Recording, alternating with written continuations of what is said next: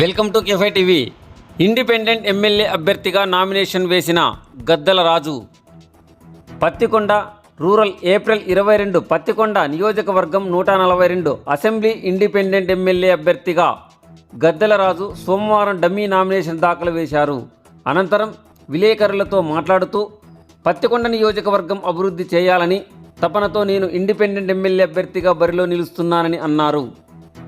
గతంలో అనేక పార్టీలు గెలుపొందిన ఎమ్మెల్యేలు పలు కీలకమైన మంత్రులు పదవులు చేపట్టిన నియోజకవర్గం అభివృద్ధి నోచుకోలేదని అన్నారు. నియోజకవర్గం తాగునీరు సాగునీరు అందించడంలో కూడా స్థానిక ఎమ్మెల్యేలు విఫలమయ్యారని, ఇచ్చిన హామీలను నెరవేర్చకుండా 5 సంవత్సరాలు కాలాన్ని వృధా చేసి సునాయాసంగా గడుపుతూ నియోజకవర్గం పట్ల ఆలోచించకుండా ఉన్నారని, అదేవిధంగా నియోజకవర్గంలో ఉన్న నిరుద్యోగ యువతీ యువకులకు ఎలాంటి చేయూత పరిశ్రమలు తీసుకురాలేదని,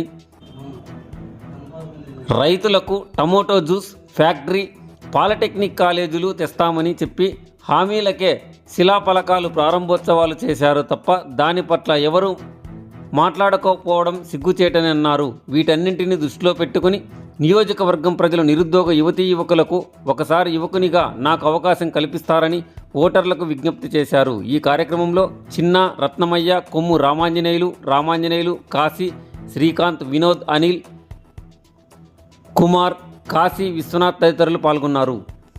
నా పేరు గద్దల రాజు. నేను పత్తికొండ 142 నుండి ఇండిపెండెంట్ క్యాండిడేట్గా నేను ఎమ్మెల్యేగా పోటీ చేస్తున్నాను.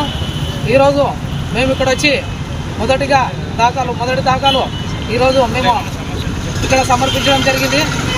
ఈరోజు కేవలం డమ్మీగా మేము ఒక నామినేషన్ వేయడం జరిగింది.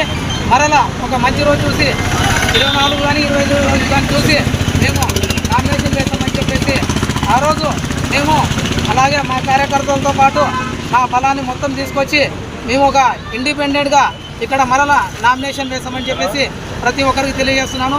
నేను ఈరోజు ఇండిపెండెంట్గా పోటీ చేయడం ముఖ్య కారణం ఏంటంటే, కొన్ని సంవత్సరాలుగా మన పత్తికొండ కాన్స్టిట్యున్సీలో ఎంతోమంది అగ్రనాయకులు అగ్ర పార్టీలు పోటీ చేసి వాళ్ళు ఒక నాయకత్వాన్ని మాత్రమే చాటుకున్నారే తప్ప ప్రజలకు ఉన్నటువంటి సమస్యలను ఏవీ తీర్చలేదనే ఉద్దేశంతో ఈరోజు మేము ఒక సామాన్యుడిగా ఈరోజు నేను ఇండిపెండెంట్గా నామినేషన్ వేయడం జరిగింది.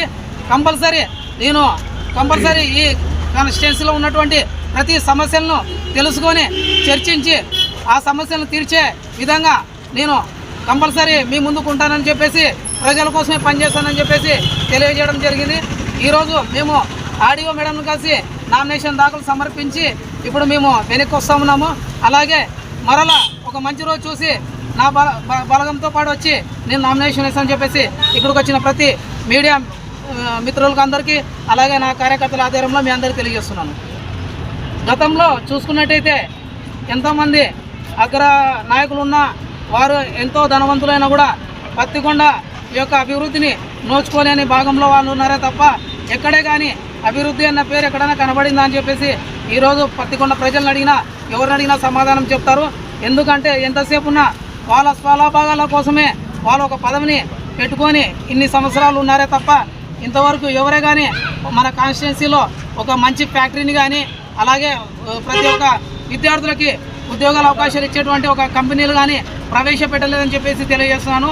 మేము వచ్చేసి ముఖ్యంగా విద్య, వైద్యం, ఉపాధి, అభివృద్ధి వైపు అలాగే రైతులకు సంబంధించి ఎన్నో కష్టాలు ఉన్నాయి.